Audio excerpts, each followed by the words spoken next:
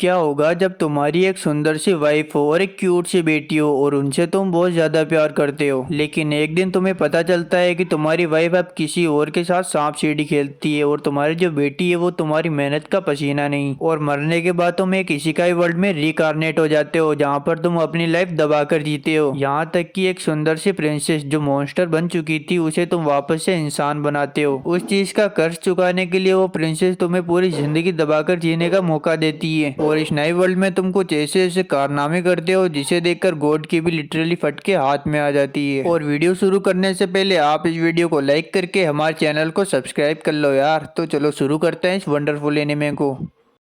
Liang जो एक office worker है और उसे अच्छे से नींद लिए हुए लगभग 10 साल हो चुके हैं। यहाँ तक कि काम का स्ट्रेस इतना बढ़ चुका है कि मानो वो एक टॉक्सिक एनीमे का साइड कैरेक्टर हो। लेकिन इस सब के बावजूद एक चीज है जो उसे अभी भी संभाले हुए है, वो है उसकी वाइफ मीका और उसकी प्यारी बेटी कानामे। लियांग हर बार की तरह थक हार कर अपने घर पर आता है। मीका भी उसका इंतजार कर रही होती है। लियांग कानामे के बारे में पूछता है। मीका बताती है कानामे सुबह से एक डॉग की जिद कर रही है। उसने अपने फ्रेंड के घर पर एक शरेबियन डॉग देखा था, तभी से वो एक डॉग की जिद कर रही है। लियांग इस मांग को पूरी नहीं कर सकता क्योंकि फिलहाल बजट टाइट है, लेकिन फिर भी जब वो अपनी बेटी की प्यारी सी शक्ल देखता है तो वो सोचता है कि अगर एक डॉग मेरी बेटी के चेहरे पर मुस्कान ला सकता है तो थोड़े एक्स्ट्रा सिप लेना भी चलता है। यह सोचकर वो अगले दिन कानामे को एक पेट शॉप में लेकर जाता है। मीका हैरान थी कि लियांग आखिर डॉग के लिए मान कैसे गया, क्योंकि उसे लगा था कि लियांग के ऊपर काम का बोझ काफी ज्यादा है। पर लियांग कहता है कि उसके लिए उसकी फैमिली की खुशी सबसे ऊपर है, यहाँ तक कि वो उसके लिए कुछ भी कर जाएगा। अगले दिन बॉस लियांग के ऊपर चिल्लाता है कि आखिर तुमने वो फाइल सबमिट क्यों नहीं की। लियांग कहता है कि उसने तो वो फाइल थर्सडे को ही तैयार करके बॉस को भेज दी थी, लेकिन बॉस तो एक पार्टी में थिकलेट क्लीना के साथ गुलछर्रे उड़ा रहा था। लेकिन बॉस लियांग की एक नहीं सुनता। लियांग के साथ हर जगह बस गलत ही गलत होता है। कभी उसके जूनियर उसके काम का क्रेडिट ले जाते हैं तो कभी सीनियर अपनी गलती का बोझ लियांग के ऊपर डाल देते हैं। इसकी जिंदगी बिल्कुल झंडे, बिल्कुल हमारी तरह। अपनी झंडू जिंदगी के बावजूद जब वो थक हार कर अपने घर पर आकर बस अपनी फैमिली की एक झलक देख लेता है तो वो सब कुछ भूल जाता है। एक दिन ट्रेन में उसका दोस्त लिट्टा उसे मैसेज करता है, नया किंडर ड्रॉप हुआ है, क्या तू मेरे लिए लेकर आ जाएगा। यह पढ़कर लियांग हंस पड़ता है। लिट्टा उसका बेस्ट फ्रेंड है इसलिए वह हाँ कर देता है। लियांग किंडा लेने के लिए गूगल मैप्स की वजह से दुकान खोजने लगता है, लेकिन फिर भी उसे नहीं मिलती। तभी अचानक से उसकी नजर मीका पर पड़ती है जो एक रैंडम आदमी के साथ डेट पर होती है। यह देखकर लियांग अंदर से हिल जाता है। वह कहता है कि मीका ने तो मुझसे कहा था कि वो कानामे को आज स्वॉर्ड प्रैक्टिस के लिए लेकर जाएगी, लेकिन ये क्या है भाई। घर आकर वो मीका से कैजुअली पूछता है कि आज तुमने क्या किया। मीका काफी सफाई से झूठ बोलती है। वह कहती है कि आज मैं कानामे को स्वॉर्ड प्रैक्टिस के लिए लेकर गई थी, तुम्हें बताया तो था। लियांग सच बोलने ही वाला होता है तभी वो खुद को रोक लेता है और खुद से ही कहता है मीका ऐसा नहीं कर सकती। मीका आखिर ऐसा क्यों ही करेगी, शायद मुझे ही वहम हुआ होगा। अगले दिन वो ऑफिस में काम कर रहा होता है, लेकिन उसका कंप्यूटर ठीक से काम नहीं करता, इसलिए वो उसे पूरी तरह से शट डाउन कर देता है और ब्रेक लेने के लिए थोड़ा बाहर टहलने लगता है। वो वापस उसी जगह पर जाता है जहाँ पर मीका पहले बैठी हुई थी, लेकिन अब वो वहाँ पर नहीं होती।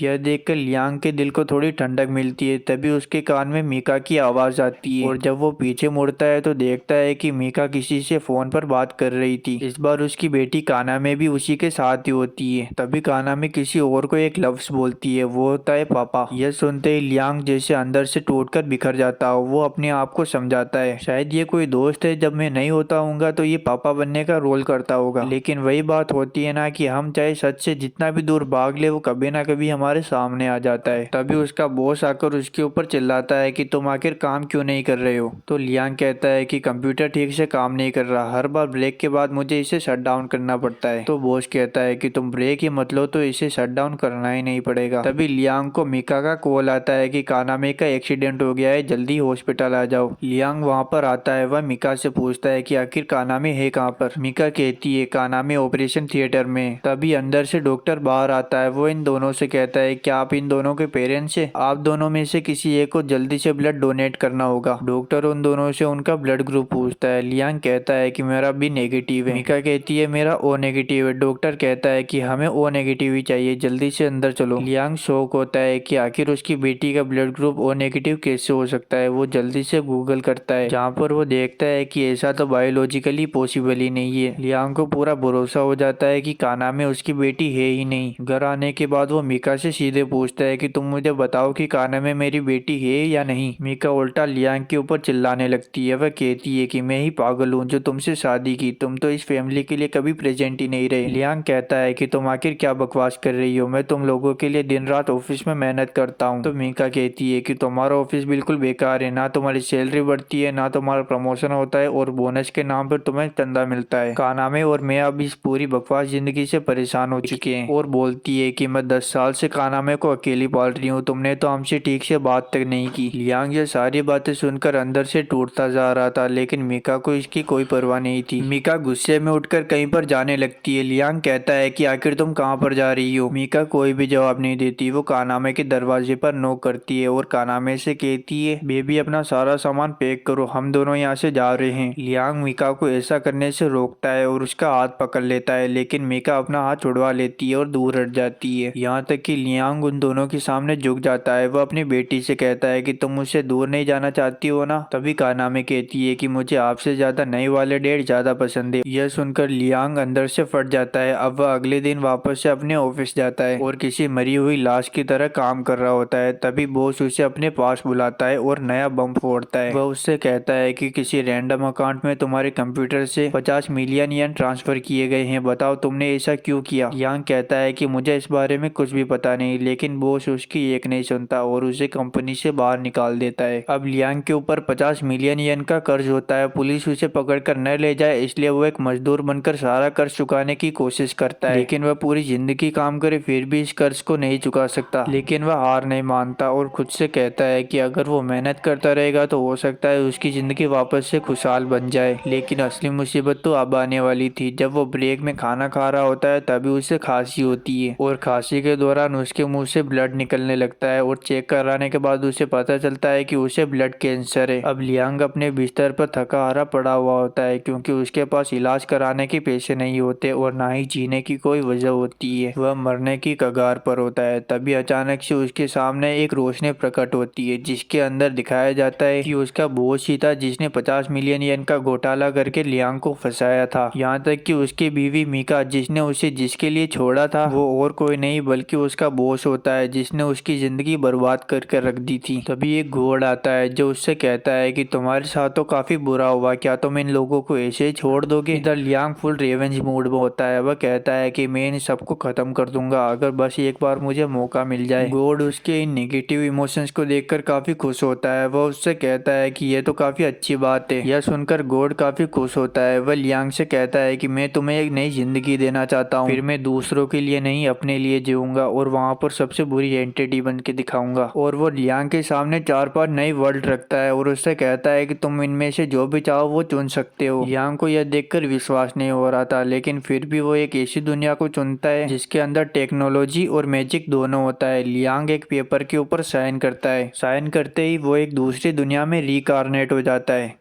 लियांग अब रीकार्नेट होकर प्लेनेट हाइड्रा के राजा का बेटा बन जाता है। अब सीन 5 साल आगे शिफ्ट होता है जहाँ पर लियांग का बर्थडे चल रहा होता है। सब लोग उसे बर्थडे विश करते हैं और उसकी मॉम उसे अपने पास बुलाती है। ये दोनों स्पेल कास्ट करके कहीं पर जाने लगते हैं। वहाँ पर एक बड़ा सा केक भी होता है। वो लियांग से कहती है कि इसमें तुम्हारा बर्थडे गिफ्ट है और जब लियांग उस गिफ्ट को खोलता है तो उसके अंदर एक रिमोट होता है। मॉम उससे कहती है कि ये तुम्हारी एआई रोबोट का कस्टमाइजेशन रिमोट है, इससे तुम उस मेड के सारे पार्ट्स को कस्टमाइज कर सकते हो। लियांग मोम से कहता है कि मुझे मेड की क्या जरूरत है और वैसे भी मैं एक बच्चा हूँ, मुझे ऐसी चीजें नहीं करनी चाहिए। लेकिन मोम सीरियस होती है। वह लियांग से कहती है कि आगे जाकर तुम एक राजा बनोगे, इसके लिए तुम्हें ये सारी चीजें आनी चाहिए। तभी लियांग का फादर वहाँ पर आता है जो लियांग से कहता है कि मैं तुम्हें एक बहुत ही बढ़िया गिफ्ट देना चाहता हूँ। लियांग एक्साइटमेंट में पूछता है कि आखिर वो क्या चीज है। उसके फादर उससे कहते हैं कि मैं तुम्हें इस प्लेनेट का राजा बनाना चाहता हूँ, लेकिन तुम्हें हर महीने हमें पेंशन के पैसे देने पड़ेंगे। लियांग काफी खुश होता है और बिना पढ़े एग्रीमेंट पर साइन कर देता है। उसके बाद उसके पेरेंट्स एक लॉन्ग ट्रिप पर चले जाते हैं। इधर लियांग को विश्वास नहीं हो रहा था कि उसे पैसा, पावर, इज्जत सब कुछ इतनी आसानी से मिल गया और वो मन में सोच रहा होता है कि वो जैसे चाहे अपनी जिंदगी को जी सकता है और उसे कोई रोकने वाला भी नहीं है। इस नई जिंदगी के लिए वो उस गॉड को भी थैंक यू बोलता है। दूसरी तरफ ये गॉड जो लियांग की बॉडी को देखकर कहता है कि इस जैसे दुखियारे तो हर गली में मिल जाते हैं। इस बेचारे को लगता है कि मैं इसकी मदद करने आया हूँ। अब वो कहता है कि चलो उन दोनों को भी भी देख लेता हूँ। इसका मतलब मीका और लियांग के बॉस से होता है। बॉस कहता है कि मुझे लियांग के लिए काफी दुख हो रहा है, मैंने उसकी पूरी लाइफ बर्बाद कर दी। पर मीका कहती है कि तुम उसकी टेंशन क्यों ले रहे हो, उसने मेरे 10 साल बर्बाद किए हैं, दुखी तो मुझे होना चाहिए उस बेवकूफ की वजह से। खैर उसे छोड़ो। तभी गॉड अपने मैजिक का इस्तेमाल करता है और वहाँ पर पुलिस आ जाती है। पुलिस कहती है कि हमें पता चल गया है कि 50 मिलियन येन का फ्रॉड किसने किया है, वो तुम हो, और सारा का सारा इंजाम लियांग के ऊपर डाल दिया। अब पुलिस बॉस को अरेस्ट कर लेती है। इधर मीका काफी टेंशन में होती है क्योंकि अब ना उसके पास लियांग बचा होता है और ना ही उसका बॉस। यह सब देखकर गॉड काफी खुश होता है। वह कहता है कि कितने सारे नेगेटिव इमोशन है, मुझे मजा आ गया, इन दोनों को तो मैंने ठिकाने लगा दिया। अब असली मजा तो लियांग के साथ आने वाला है। मैंने उसे एक ऐसी दुनिया में भेजा है जिनमें लोगों की उम्र काफी लंबी होती है। वो दुखियारा अपनी नई जिंदगी में इतने सारे दुख सहेगा जिससे बहुत सारे नेगेटिव इमोशंस आएंगे और वो मुझे पसंद है। इधर दूसरी दुनिया में पायरेट्स एक जगह पर हमला कर रहे होते हैं। उनके लीडर को लगता है कि उनकी जीत हो रही है। तभी अचानक से उनके साथी एक एक करके ब्लास्ट होने लगते हैं और उनके पास से एक लाइट गुजरती है। यह होती है लियाफ किंगडम की प्रिंसेस नाइट। जब वो बैटल फील्ड में एंटर होती है तो एक एक करके सारे पायरेट्स को मारने लगती है। वह इतनी तेज और ताकतवर होती है कि पायरेट्स उसका मुकाबला नहीं कर पाते और वहाँ से दुम दबाकर भागने लगते हैं। प्रिंसेस अपनी सेना से कहती है कि चलो जल्दी उसका पीछा करो, हमें उसे भागने नहीं देना है। दूसरी तरफ लियांग की एआई मेड भी आ चुकी थी, पर लगता है लियांग को इसकी पैकेजिंग पसंद नहीं आई। लियांग को समझ नहीं आता कि वो इसे आखिर खोले कैसे। तभी बटलर उसे बताता है आपको बस इसकी पैकेजिंग को छूना है और वो ओपन हो जाएगी। लियांग पैकेजिंग को छूता है, पैकिंग धूल बनकर उड़ जाती है और उसमें से एआई रोबोट बाहर आ जाती है। लियांग उसे देखकर काफी खुश होता है। रोबोट अपना इंट्रोडक्शन देती है कि मेरा नाम अमेगी है। बटलर लियांग से कहता है कि ये आपकी पूरी जिंदगी सेवा करेगी, बस इसे हफ्ते में एक बार मेंटेनेंस की जरूरत पड़ती है, बाकी ये आपके लिए 24/7 एक्टिव रहेगी। पर लियांग को तो इस बुड्ढे की बातों में कोई भी इंटरेस्ट नहीं होता क्योंकि उसका ध्यान तो किसी और चीज पर है। बटलर उससे कहता है कि आप ये क्या कर रहे हैं। लियांग कहता है कि मैं तो बस चेक कर रहा था कि मैंने जैसा मंगवाया था ये वैसे आया है या फिर नहीं, बिल्कुल डबल डोज के साथ, ये काफी सॉफ्ट है। बटलर उसे बताता है कि ऐसे काम खुले में नहीं करने चाहिए। तो लियांग कहता है कि इसकी पूरी जांच करने के लिए मैं इसे कमरे में लेकर जाता हूँ, और यह कहकर वो कमरे में लेकर भी चला जाता है। थोड़ी देर बाद लियांग कमरे से बाहर आता है। अब अमेगी लियांग के कंधे दबा रही होती है और लियांग को काफी मजा आ रहा होता है। बटलर कहता है कि आप आखिर कमरे में उसके साथ क्या कर रहे थे। लियांग कहता है कि अरे तुम टेंशन मत लो यार, मैं दिखता 5 साल का हूँ लेकिन मेरा दिमाग 36 साल के आदमी जितना है। बटलर कहता है कि 36 साल के होने के बावजूद आप एक बच्चे ही हैं। अमेगी लियांग को समझाती है कि इस दुनिया में लोगों की उम्र 400 से 500 साल होती है और उन्हें अडल्ट होने के लिए कम से कम 100 साल पूरे करने होते हैं। लियांग कहता है कि यह तो काफी अच्छी बात है, अब मुझे जीने के लिए काफी ज्यादा समय मिलेगा और वो अमेगी के साथ मिलकर अपनी लाइफ एंजॉय कर सकता है। तभी बटलर कहता है आपको एक एआई रोबोट के साथ इतना घुल मिलकर नहीं रहना चाहिए। लियांग कहता है कि भला ऐसा क्यों।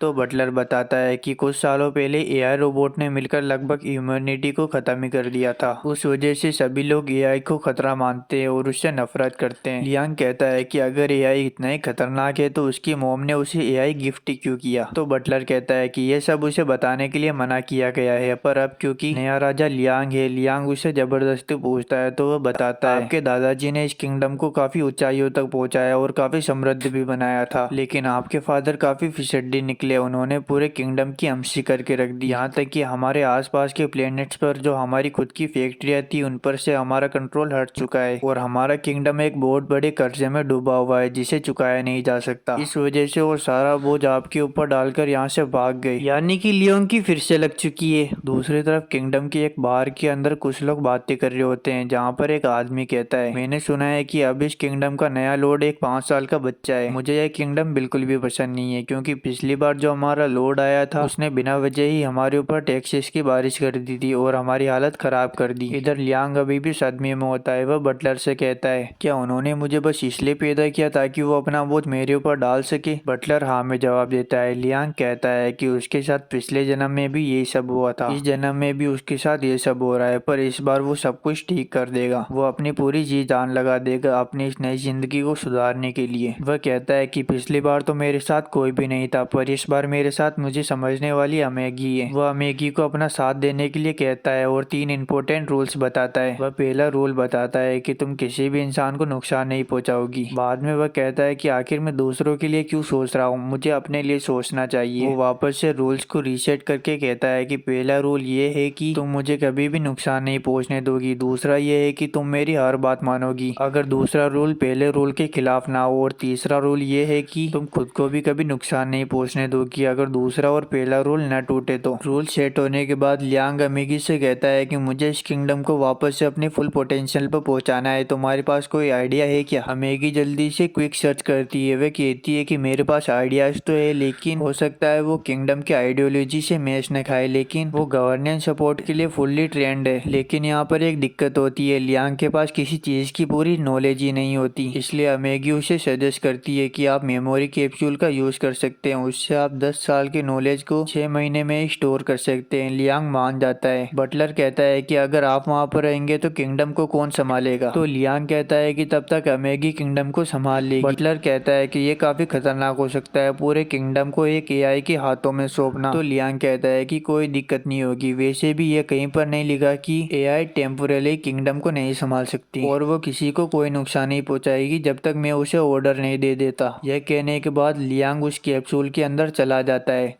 अब लगभग 2 साल बाद लियांग उस पोर्ट से बाहर निकलता है। वह अमेगी से पूछता है कि आखिर उसे कितना टाइम हो गया है इस पोर्ट में रहते हुए। अमेगी बताती है कि उसे पूरे 2 साल हो चुके हैं। इधर लियांग को अपनी नई बॉडी में काफी अच्छा लग रहा होता है। लियांग नहा धोकर अपने सिंहासन पर बैठता है, जहाँ पर अमेगी उसे बेनफील्ड टेरिटरी की इकोनॉमिक सिचुएशन का अपडेट देती है। यह सुनकर लियांग काफी खुश होता है। वह कहता है कि मैं टेरिटरी को देखना चाहता हूँ, पर अमेगी कहती है कि उससे पहले मैं आपको बैटलशिप डॉग्स दिखाना चाहती हूँ। यह दोनों बैटलशिप डॉग्स देखने के लिए चले जाते हैं, जहाँ पर लियांग को काफी इंटरेस्ट आता है। लियांग अमेगी से पूछता है कि क्या मैं एक बैटलशिप सूट को ट्राई कर सकता हूँ? अमेगी कहती है हाँ, आप यूज कर सकते हैं, मैं आपके लिए एक बैटलफील्ड तैयार करवाती हूँ। अमेगी लियांग से कहती है कि आपको इसे चलाने के लिए बस बेसिक से मूव्स करने पड़ेंगे और आपके दिमाग में मूव्स जितने शार्प होंगे ये रोबोट भी उसी तरह काम करेगा। लियांग थोड़ा सा मूव करता है, तभी वो सूट खुद ब खुद आगे चलने लगता है। लियांग कहता है कि काश मैं इसमें फाइट भी कर पाता। यह कहते ही अमेगी एक कमांडर को लियांग के सामने खड़ा कर देती है फाइट करने के लिए। लियांग जल्दी से उसके ऊपर अटैक करता है, पर एक अटैक करते ही वो नीचे गिर जाता है और कहता है कि अब मैं हार चुका हूँ। उसकी एक्टिंग इतनी घटिया होती है कि लियांग कहता है तुम मेरा मजाक उड़ा रहे हो, मुझे पता है कि तुमने पूरी कोशिश ही नहीं की, अगर तुमने फिर से ऐसा किया तो बहुत बुरा होगा। इन दोनों में वापस से फाइट होती है। कमांडर इस बार पूरी फॉर्म में होता है और जैसे ही लियांग उसके ऊपर अटैक करता है तो कमांडर बड़ी आसानी से नीचे गिरा देता है और उसे हरा देता है। इधर लियांग सदमे में होता है कि वो इतनी आसानी से कैसे हार गया। अमागी कहती है कि ये तो होना ही था क्योंकि वो एक सोल्जर है, उसके पास आपसे ज्यादा एक्सपीरियंस और विजुअलाइजेशन है। अगले दिन लियांग काफी गुस्से में होता है। वो बटलर से कहता है कि जल्दी एक कोच का इंतजाम करो जो मुझे फाइट सिखा सके, पर बटलर कहता है कि आप एक राजा हो, भला आपको फाइट सीखने की क्या जरूरत। लियांग कहता है कि वो अपनी पिछली लाइफ में काफी कमजोर था और सबने उसके ऊपर रौब जमाया था और वो इस लाइफ में बिल्कुल भी नहीं चाहता कि वो किसी और से हारे। अगले ही पल हम एक स्वॉर्ड मैन को देखते हैं जिसका नाम होता है मुसाशी। यह बंदा स्वॉर्ड ऑफ द फ्लैश का मास्टर है और ये लियांग को फाइटिंग सिखाएगा। इसे देखकर अमागी कहती है कि मुझे नहीं लगता कि ये जंडू आपको कुछ सिखा पाएगा। लियांग कहता है कि तुम सही हो सकती हो, लेकिन इसकी पोशाक बिल्कुल सामुराई जैसी है और लियांग के लिए बस इतना ही काफी है। फिर भी अमागी उससे कहती है कि तुम सिखाने से पहले तुम हमें एक डेमोस्ट्रेशन तो दे ही सकते हो। मुसाशी मान जाता है और इन दोनों को जंगल के अंदर लेकर जाता है, जहाँ पर लकड़ी के गट्टे जमे हुए थे। मुसाशी कहता है कि मैं तुम्हें बस ये एक ही बार दिखाऊंगा और जिंदगी में कभी नहीं दिखाऊंगा। लियांग मान जाता है। इधर अमागी भी सबको रिकॉर्ड कर रही होती है। मुसाशी अपने मूव का इस्तेमाल करता है और थोड़ी देर बाद सारे गट्टे अपने आप नीचे गिरने लगते हैं। लियांग काफी खुश होता है। वो अमागी से कहता है कि जल्दी स्लो मोशन में करके दिखाओ। अमागी अपनी आंखों से रिकॉर्ड हुई वीडियो को स्लो मोशन में करके देखती है, लेकिन चाहे जितना भी स्लो मोशन करके देख ले उसे तो ये भी नहीं पता चलता कि मुसाशी ने अपनी तलवार निकाली भी थी या फिर नहीं। यह देखकर लियांग काफी खुश होता है कि मुसाशी इतना ज्यादा तेज है कि अमागी के कैमरास भी उसे डिटेक्ट नहीं कर पाए। लियांग मुसाशी से कहता है कि प्लीज आप मुझे अपना शिष्य बना लीजिए। मुसाशी लियांग को चेला बनाने के लिए तैयार हो जाता है। अब हमें रात का सीन दिखाया जाता है जहाँ पर मुसाशी कहता है अरे उस झंडू को तो बिल्कुल भी पता नहीं चला, लगता है टिकटॉक ज्यादा देखता है। वो बेवकूफ कहीं का सोचता है कि मैंने इन लकड़ियों को एक बार में ही काट दिया, जबकि ये तो पॉसिबल ही नहीं है। अब मैं उसे सिखाने की एक्टिंग करूंगा और मुफ्त की पगार लूटूंगा। और ये पूरा किया धरा होता है इस गॉड का जो लियांग को दुखी करना चाहता है। दूसरी तरफ हमें प्रिंसेस क्रिस्टियाना को दिखाया जाता है जो पायरेट्स के लीडर से मीटिंग करने जा रही होती है। इस टकले ने ही प्रिंसेस को यहाँ पर मीटिंग के लिए बुलाया था। ये टकला कहता है मुझे नहीं पता था कि तुम इतनी बेवकूफ हो, मेरे एक बुलाने पर तुम यहाँ पर अकेली आ गई, अब तुम नहीं बचोगी। प्रिंसेस डेविल स्मेल देती है। वह कहती है कि तुम्हें किसने बोला कि मैं यहाँ पर अकेली आई हूँ? अगर तुमने कोई भी चालाकी की तो अलायंस की पूरी फौज तुम्हारे शिप के ऊपर हमला कर देगी। पर इस टकले को तो कोई भी फर्क नहीं पड़ रहा होता। तभी प्रिंसेस के पास एक खबर आती है। वह कहता है कि पायरेट्स ने हमारे होम प्लेनेट को चारों ओर से घेर लिया है। प्रिंसेस टेंशन में होती है। वह कहती है कि सिक्योरिटी तो इतनी टाइट थी, फिर भी ये वहां तक कैसे पहुंच गए? तभी ये टकला कहता है कि तुम्हारी फोर्सेस के मेंबर लॉयल नहीं है, मैंने बस उन्हें थोड़े पैसे दिए और वो मेरी तरफ हो गए। इधर प्रिंसेस काफी टेंशन में होती है। अलायंस की पूरी फोर्स क्रिस्टियाना की शिप को चारों ओर से घेर लेती है। अब क्रिस्टियाना के पास इस टकले की बात मानने के अलावा कोई भी चारा नहीं होता। दूसरी तरफ लियांग को प्रैक्टिस करते हुए लगभग 3 साल हो चुके हैं, लेकिन वो वे ऑफ द फ्लैश अभी तक नहीं सीख पाया। अब वो काफी फ्रस्ट्रेट हो जाता है। वह अमेगी से पूछता है कि वे ऑफ द फ्लैश को सीखने का कोई और तरीका नहीं है क्या? अमेगी कहती है कि उसे वे ऑफ द फ्लैश के बारे में कुछ भी नहीं पता, यहाँ तक कि उसे स्वॉर्ड फाइटिंग के बारे में भी ज्यादा नॉलेज नहीं है। लियांग कहता है मुझे 3 साल हो चुके हैं प्रैक्टिस करते हुए, लेकिन मुसाशी ने मुझे सिर्फ बेसिक ही कंप्लीट करवाए हैं। अमेगी कहती है कि आपने सही कहा, लेकिन आपने स्वॉर्ड फाइटिंग के बेसिक्स को मास्टर कर लिया है, यहाँ तक कि आपका लेवल पहले से काफी ज्यादा बढ़ चुका है। लियांग कहता है मुझे बेसिक्स नहीं चाहिए, मुझे वो चाहिए जिसे करते ही आसपास के लोग मेरी तारीफ करने लगे। दूसरी तरफ मुसाशी मजे में महंगा पड़ रहा होता है। वह कहता है कि ये जॉब तो काफी अच्छी है, काश ऐसा पूरी जिंदगी भर चलता रहे और मैं मुफ्त की मोटी पगार लूटता रहूं। तभी अचानक से वहाँ पर लियांग टपक जाता है। वह मुसाशी से कहता है कि मुझे वे ऑफ द फ्लैश सीखनी है, क्या आप मुझे वो फिर से एक बार करके दिखा सकते हैं? मुसाशी कहता है मैं आज से मेरी जॉब से रिजाइन कर रहा हूँ। वो लियांग से कहता है मैंने तुमसे कहा था ना, मैं वे ऑफ द फ्लैश को केवल एक ही बार दिखाऊंगा, उसके बाद जिंदगी में कभी नहीं दिखाऊंगा, लेकिन तुमने फिर से वही बात की, मैं यहाँ से जा रहा हूँ। लियांग उसके सामने गिड़गिड़ाने लगता है। वह कहता है कि मुझे माफ कर दीजिए, मैं आपको आगे से वे ऑफ द फ्लैश के लिए नहीं कहूंगा। मुसाशी एक्टिंग करता है। वह कहता है कि ठीक है, पर आगे से ध्यान रखना। और लियांग के जाते ही मुसाशी कहता है कि ये झंडू तो झंडू ही रहेगा, इसे पूरे 3 साल होने वाले हैं, लेकिन इसने अब तक मुझ पर शक नहीं किया। तभी लियांग अचानक से वापस से टपक जाता है। मुसाशी सोचता है कि शायद लियांग ने सब कुछ सुन लिया, पर लियांग कहता है कि मुझे कल थोड़ा काम है तो मैं कल छुट्टी पर रहूंगा। मुसाशी कहता है बच गया यार, अभी तो हालत खराब हो जाती। इधर ये टकला प्रिंसेस क्रिस्टियाना को बंदी बना लेता है। क्रिस्टियाना कहती है कि अब तुम मेरे साथ क्या करने वाले हो? इस टकले का नाम होता है कैप्टन गोश। ये कहता है कि ज्यादा कुछ नहीं, मैं बस तुम्हें थोड़ी सी फेंट्रो शीट दूंगा। इधर क्रिस्टियाना को कुछ भी समझ में नहीं आता। ये टकला अपने साथियों को कहता है सभी अपना निशाना क्रिस्टियाना के होम प्लेनेट के ऊपर साधो। क्रिस्टियाना समझ जाती है कि ये टकला उसके प्लेनेट को उड़ाने वाला है। क्रिस्टियाना उसके सामने काफी गिड़गिड़ाती है कि ऐसा मत करो, लेकिन ये टकला एक नहीं सुनता और अपने साथियों को फायरिंग का आदेश दे देता है और पल भर में ही क्रिस्टियाना का पूरा प्लेनेट तबाह हो जाता है। इधर लियांग अभी भी टेंशन ले रहा होता है कि उसे स्वॉर्ड ऑफ द फ्लैश अभी भी नहीं आई। लियांग अमागी से अपने बिजनेसेस के बारे में पूछता है तो अमागी उसे कुछ चार्ट्स दिखाती है। अमागी कहती है कि प्रोडक्शन और गवर्नेंस बढ़ रहा है, लेकिन डेट अभी तक वही की वही है। लियांग कहता है कि अच्छा हुआ मैंने गवर्नेंस अमागी को दिया था। अमागी बताती है कि ग्रोथ रेट एक्सपेक्टेशन से कम है, उन्होंने वेलफेयर प्रोग्राम में भारी इन्वेस्टमेंट किया, लेकिन इसके बावजूद ग्रोथ रेट 0 की 0 है। लियांग कहता है कि मुझे प्रोग्राम की सारी रिपोर्ट्स दिखाओ। अमागी उसे रिपोर्ट्स दिखाती है। इधर लियांग का पुराना अकाउंटेंट मोड ऑन हो जाता है। वह रिपोर्ट्स को देखते ही समझ लेता है कि जरूर इनमें कोई गड़बड़ है। वह अमागी से कहता है कि जल्दी इस प्रोग्राम के इंचार्ज को मेरे सामने खड़ा करो। थोड़ी देर बाद वहाँ पर एक मेंढक जैसी शक्ल का आदमी आता है। वह लियांग से कहता है कि आपने मुझे क्यों बुलाया मेरे माय लॉर्ड? लियांग कहता है कि तुमने प्रोग्राम में जो भी घपला किया है वो तुम अपने मुंह से बताओगे या फिर मैं उगलवाऊं? यह आदमी कहता है कि आप क्या कह रहे हैं, मुझे तो कुछ भी समझ में नहीं आ रहा, और मासूम बनने की कोशिश करता है। लियांग कहता है इनवॉइस मैनिपुलेशन, सीरियसली भाई मैं एक अकाउंटेंट बैकग्राउंड से हूँ। इसने इनवॉइलेंस में इतना घपला किया था कि अगर कोई और होता तो उसे कुछ भी समझ में नहीं आता, लेकिन लियांग पूरा ट्रेंड था, यहाँ तक कि इस बंदे ने प्रोग्राम के वेंडर्स भी बदल दिए थे। लियांग उससे पूछता है कि भाई वेंडर क्यों बदला, तो वह बताता है कि न्यू वेंडर बेटर है। लियांग कहता है कि हाँ तभी तो सारा सिस्टम डूबा पड़ा है। लियांग गुस्सा नहीं होता, वह सोचता है कि मैं भी तो एक इवल लॉर्ड बनना चाहता हूँ, शायद ये सब मेरे इवल लॉर्ड बनने का एक हिस्सा हो सकता है। तभी अमागी कहती है इस बंदे के ऊपर पहले भी एक बार इनहेरेसमेंट का केस लगा हुआ था। लियांग कहता है कि इसके बावजूद ये अभी भी नौकरी पर कैसे है। तभी वो आदमी कहता है कि सारा ब्लेम मेरे सबोर्डिनेट पर गया। लियांग अमेगी से पूछता है कि क्या ये सच कह रहा है, तो अमेगी बताती है मुझे ये तो नहीं पता, लेकिन ये जरूर पता है कि उस केस के बाद उस सबोर्डिनेट की मौत हो गई थी। यह सुनते ही लियांग समझ जाता है कि दोषी वो सबोर्डिनेट नहीं बल्कि यह आदमी है। लियांग धीरे धीरे उस आदमी के पास तलवार लेकर जाने लगता है। वह आदमी घबराने लगता है। माय लॉर्ड सभी लोग यही कर रहे हैं, यही तो पूरा सिस्टम है। लियांग गुस्से में कहता है कि अब तुम मुझे सिस्टम सिखाएगा।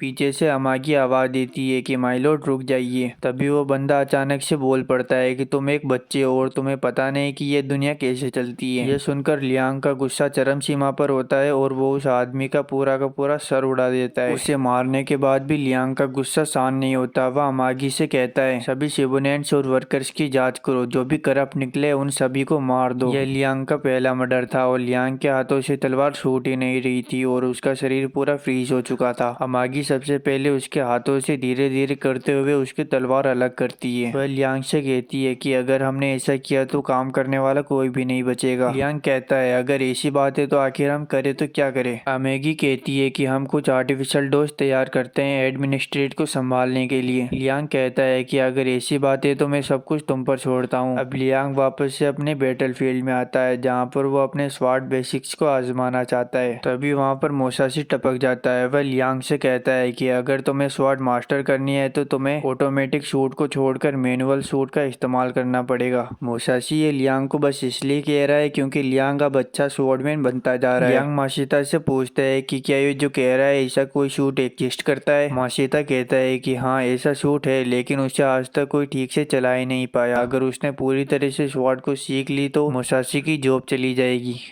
उसे पूरा यकीन था कि एक बच्चा उस सूट को कभी मास्टर नहीं कर सकता। इधर लियांग एक लकड़ी के गट्टे को सामने रखकर अपनी स्वॉर्ड प्रैक्टिस कर रहा होता है। बटलर उससे पूछता है कि आप ये आखिर क्या कर रहे हैं। लियांग उसे बताता है मैं मोसासी की स्वॉर्ड ऑफ द फ्लैश की ट्रेनिंग कर रहा हूँ। बटलर को पता होता है कि ऐसी कोई टेक्निक होती ही नहीं और मोसासी ने लियांग को चूना लगा दिया, लेकिन वह यह बात लियांग को एक्सप्लेन नहीं कर सकता, इसलिए वह लियांग को प्रैक्टिस करने देता है। दूसरी तरफ अमेगी उस सूट को रिपेयर करने के लिए लेकर जाती है। अमेगी को इस सूट में कोई भी इंटरेस्ट नहीं होता और उसे पता होता है कि ये सूट किसी काम का नहीं, लेकिन फिर भी लियांग इसे यूज करना चाहता है, इसलिए वह अपना 100% देगी। लेकिन वह इसे खुद ठीक नहीं कर सकते, इसलिए वह अगले दिन इंटीरियर में स्पेशलिस्ट को बुलाती है। अमागी और लियांग उन लोगों को एयरपोर्ट पर लेने के लिए जाते हैं। नायश अमागी को देखते ही पहचान लेती है कि यह एक एआई रोबोट है और उसमें काफी इंटरेस्ट लेती है। इधर लियांग काफी हैरान होता है क्योंकि उसे लगता था कि नायश या फिर कोई भी इंसान एक एआई रोबोट को पसंद नहीं करेगा, लेकिन नायश तो अमागी को देखकर एक्साइटेड हो जाती है और अमागी के पार्ट्स का इन्वेस्टिगेशन करने लगती है। लेकिन लियांग को अमागी को ऐसे चेक करता हुआ देखकर काफी अजीब लगता है। वो नायश को ऐसा करने से मना करता है और उसे रोबोट सूट के पास लेकर जाता है। वह उससे कहता है कि मुझे इस सूट को वापस से काम करने लायक बनाना है। नायश उसे देखकर कहती है कि ये तो बिल्कुल कबाड़ हो चुका है, इस सूट के तो पार्ट्स बनना भी बंद हो चुके हैं, बेटर होगा कि आप कोई नया सूट ही ले ले। लेकिन लियांग कहता है कि मुझे बस यही सूट चाहिए। नायश कहती है इस सूट में काफी ज्यादा खर्चा आएगा, यहाँ तक कि ये एनर्जी और स्पेस दोनों घेरेगा।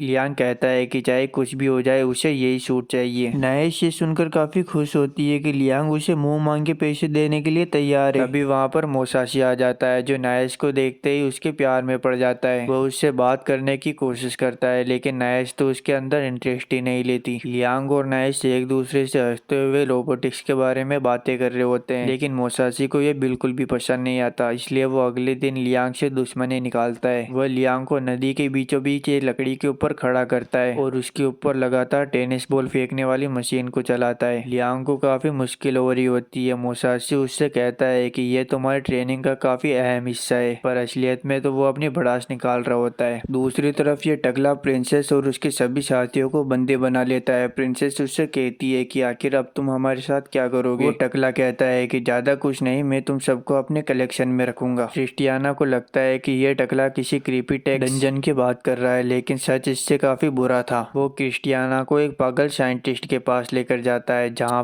पर वो देखती है कि जमीन के ऊपर एक अजीब सा क्रीचर पड़ा हुआ है और उसे पता चलता है कि यह उसी की शिप का एक मेंबर है जिसे इन लोगों ने एक्सपेरिमेंट कर करके ऐसा बना दिया। ये टकला साइंटिस्ट को कहता है कि क्रिस्टियाना की आंखें इसके हाथों में लगाना ताकि ये अपने बदसूरती को देख सके, और इस समय क्रिस्टियाना की रूह कांप रही होती है। दूसरी तरफ लियांग के प्लेनेट के ऊपर सब कुछ अच्छा चल रहा होता है और सभी लोग काफी खुश होते हैं। उन्हें विश्वास ही नहीं हो रहा था कि उनका नया राजा इतना अच्छा और काबिल है, और वह सभी यही बात कर रहे होते हैं कि आखिर लियांग अब क्या करने वाले हैं। पर इन लोगों को क्या पता है कि लियांग ने इकोनॉमी के एक बड़े हिस्से को ही रोबोट के ऊपर उड़ा दिया। लियांग कहता है कि मुझे एक बार इसे ट्राई करना है। नाइस कहती है मैं इसे आपके लिए सेट कर देती हूँ। अब लियांग रोबोट के ऊपर बैठ जाता है, जहाँ पर वो रोबोट अपने नए मालिक को स्कैन करता है, यानी कि अब लियांग के अलावा इस रोबोट को कोई नहीं चला सकता। नाइस कहती है कि आपको इसे चलाने के लिए अपनी इमेजिनेशन को नॉर्मल से कहीं ज्यादा स्ट्रॉन्ग करना पड़ेगा। और लियांग जैसे ही पहला कदम बढ़ाता है तो वो रोबोट नीचे गिर जाता है, पर लियांग हार नहीं मानता। उसने इस सिचुएशन के लिए अपने आप को प्रिपेयर किया हुआ था। वह वापस से खड़ा होता है, धीरे धीरे करते हुए वह एक एक कदम आगे चलता है और बाहर आ जाता है। नाइस भी हैरान होती है कि लियांग इस रोबोट को पहली बार यूज कर रहा है, लेकिन इसके बावजूद उसका कंट्रोल इतना अच्छा है। नाइस लियांग के कुछ ज्यादा ही पास आने लगती है तो लियांग का ध्यान भटक जाता है और वह अपनी इमेजिनेशन का असली कमाल दिखाने लगता है। उसकी इमेजिनेशन इतनी तगड़ी होती है कि रोबोट भी रिएक्ट करने लगता है। मोसासी और बाकी सबको लगता है कि लियांग नाइस के साथ रोबोट के ऊपर ही शुरू हो गया, लेकिन यह तो बस लियांग की इमेजिनेशन थी। इधर बटलर भी खुश हो रहा होता है कि आखिरकार लियांग ने रोबोट्स के अलावा भी किसी चीज के बारे में सोचा। इधर मोसासी काफी ज्यादा गुस्सा होता है, इसलिए वो अपना गुस्सा अगले दिन लियांग के ऊपर निकालता है। वह वापस से उसे टेनिस बॉल वाली प्रैक्टिस कराता है, जिसमें लियांग की हालत खराब हो जाती है। ट्रेनिंग खत्म होने के बाद अमागी लियांग के पास आती है। वह लियांग को समझाती है कि मोसासी उसे उल्लू बना रहा है। असलियत में मोसासी को कुछ नहीं आता, लेकिन लियांग गलत समझ लेता है। वह सोचता है कि शायद वो शॉर्ट प्रैक्टिस के लिए बना ही नहीं है और उसने मोसासी की बताई हुई बातों को ठीक से नहीं सीखा। लेकिन तभी उसके दिमाग में कुछ आता है। वह सोचता है कि फिजिकली किसी चीज को टच किए बिना काटना या तोड़ना पॉसिबल ही नहीं है, लेकिन इस दुनिया में मैजिक भी एग्जिस्ट करता है। शायद मैं मैजिक की मदद से वे ऑफ द फ्लैश को मास्टर कर सकता हूँ। लियांग इसी काम में लग जाता है और दिन रात बस मैजिक की मदद से उस लकड़ी के गट्टे को काटने की कोशिश करता है और फाइनली वो ये सब सीख भी जाता है। और एक दिन वो अपने सामने मोसासी को बुलाता है, जहाँ पर वह उससे कहता है कि मैंने स्वॉर्ड ऑफ द फ्लैश सीख ली है। मोसासी अपने मन में सोचता है कि ऐसी कोई टेक्निक ही नहीं होती तो ये क्या करके दिखाएगा, शायद ये झूठ बोल रहा है। पर तभी लियांग अपनी तलवार को निकालता है और पल भर में ही लकड़ी के गट्टे को मैजिक की मदद से काट देता है। लियांग को वे ऑफ द फ्लैश का यूज करते हुए देखकर मोसासी की आंखें बाहर आ जाती है, लेकिन वह अपने कूल लुक को मेंटेन करते हुए लियांग से कहता है तुमने बहुत अच्छा काम किया, आखिरकार तुमने ये सीख ही लिया, लेकिन इसके अलावा भी तुम्हें बहुत कुछ सीखना है। यह कहकर वह वहाँ से जाने लगता है, लेकिन असलियत में मोसासी की हवाइयाँ उड़ी हुई थी। इधर लियांग अपने महल में चिल कर रहा होता है, तभी अमागी उसे बताती है हमने बढ़ते कर्ज की वजह से जो ग्रह गिरवी रखा हुआ था वहाँ पर पायरेट्स ने हमला कर दिया है। मैंने वहाँ पर रिसोर्सेस लगाए थे ताकि थोड़ी इनकम जनरेट होती रहे, लेकिन अब वो पायरेट्स उसे हथियाना चाहते हैं। हमारे सोल्जर उनका मुकाबला कर रहे हैं पर वो ज्यादा देर तक नहीं टिक सकते। लियांग अमागी से पूछता है कि इस सिचुएशन में हमें क्या करना चाहिए। अमागी एक प्लान बताती है। वह कहती है कि हमें प्लेनेट के ब्लाइंड स्पॉट पर कुछ सोल्जर्स को भेजना पड़ेगा और वहाँ से वो उन लोगों के ऊपर हमला करेंगे जिससे उन्हें सरप्राइज मिलेगा। लियांग इसके लिए राजी हो जाता है। वह अपने साथियों से कहता है कि जल्दी फोर्स को तैयार करो और मेरा सूट भी बाहर निकालो, हम लोग जाकर उनकी धज्जियां उड़ा देंगे। लेकिन बटलर कहता है कि माय लॉर्ड आप नहीं जा सकते, आप इस प्लेनेट के लॉर्ड हो, अगर आपको जंग के अंदर कुछ हो गया तो काफी गड़बड़ हो जाएगी। लियांग कहता है कि उसे कुछ नहीं होगा, बल्कि मोसासी की सिखाई हुई ट्रिक का वो इस्तेमाल करेगा और अपनी पावर्स को आजमाएगा। लियांग की पूरी सेना जल्दी से उस प्लेनेट के पास जाती है, जहाँ पर अमेगी लियांग को शिप के कैनन से प्लेनेट की ओर शूट करती है। लियांग रॉकेट की स्पीड में आता हुआ एक सोल्जर को खत्म कर देता है और जैसा अमेगी ने बताया था वो ब्लाइंड स्पॉट की बजाय सीधा उस झुंड में घुस जाता है और सभी को एक एक करके मारने लगता है, यहाँ तक कि कोई भी उसका सामना नहीं कर पाता। तभी अचानक से लियांग के पीछे दो सोल्जर आ जाते हैं। लियांग उन्हें देख नहीं सकता था, लेकिन वो उन्हें सेंस कर लेता है और उन्हें एक बार में ही खत्म कर देता है। यह सारा मोसासी की टेनिस बॉल ट्रेनिंग का कमाल है। लियांग एक बजूका को समन करता है और सभी सोल्जर के ऊपर एक एक करके चलाने लगता है। सभी पायलट्स की हालत खराब हो जाती है। वह सब सब सोचते हैं। ये हमें एक एक करके निशाना बनाकर शूट कर रहा है। अगर हम सब अलग अलग हो जाए तो ये कितनों को ही शूट कर लेगा, लेकिन वो सब अलग होने के बजाय एक ही लाइन में आ जाते हैं। यांग इसी का फायदा उठाते हुए अपने स्वॉर्ड ऑफ द फ्लेश का इस्तेमाल करता है और जितने भी लाइन में सोल्जर्स होते हैं उन सभी को बीच में से काट कर रख देता है। बाकी बचे सभी सोल्जर्स डर कर वहाँ से भागने लगते हैं। लियांग किसी को भी भागने नहीं देना चाहता, इसलिए वो अपने सुपर मैजिकल हैंड का इस्तेमाल करता है, पर ये वैसा नहीं होता जैसा वो चाहता था। वो मैजिक हैंड को शूट करता है और एक बार मैजिक हैंड की मार किसी को पड़ जाए तो वो जिंदा नहीं बचता। तभी लियांग के पास नाइस और अमेगी आ जाते हैं। लियांग नाइस से कहता है कि मैंने तुम्हें ऐसा नहीं बनाने के लिए कहा था, पर नाइस उसे समझाती है, तुम कह रहे हो ऐसा पॉसिबल ही नहीं है। अगर तुम्हारा हाथ वापस ही नहीं आए तो उसमें बहुत ज्यादा खर्चा होगा। अमेगी लियांग से माफी मांगती है कि जितने भी सोल्जर्स उसके ऊपर हमला करने के लिए आए थे उनमें से 60% वहाँ से भाग गए और 30 को उसने खत्म कर दिया और 10% को उसने बंदी बना लिया है। लियांग कहता है कि टेंशन लेने की कोई जरूरत नहीं, वैसे भी हमने ये लड़ाई जीत ली है।